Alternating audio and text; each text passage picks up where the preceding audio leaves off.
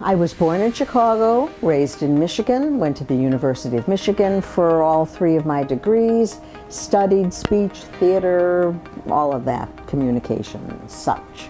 After my master's, I went to the Orient to entertain the troops for 3 months during the Vietnam War, then came home and married the guy who put the tour together, Jack. I always wanted a big life. A big life. I'm not sure how to explain it, but I knew it when I saw it. And so I've sort of lived by the motto, go big or go home. Life isn't a dress rehearsal, and do unto others as you would have them do unto you. I think having taught for 31 years, one of my best achievements is simply being in touch with so many of those students who are now, parents, grandparents.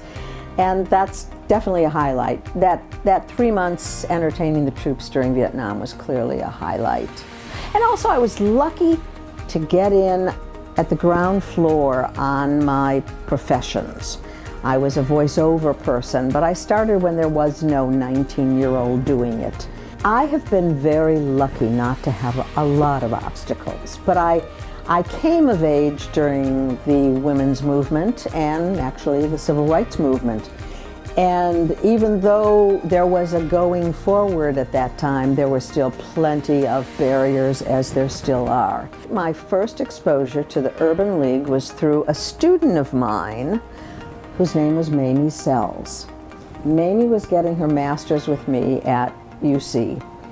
And I lived in North Avondale, and Mamie was the one, I'm pretty sure, who introduced me not only to the Urban League, but to the NAACP. Personal responsibility and empowerment and economic self-sufficiency, which is your mission, became my mission without knowing the connection to the Urban League. I just knew that I had to go for it. I had to be the one. No one else was going to make it for me.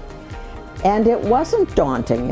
I think it was in my DNA to begin with. But when I got notice that I was one of the honorees, I just thought, isn't that interesting?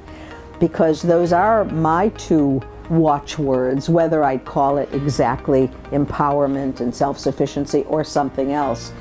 It was what I knew I had to do at least the age of 10.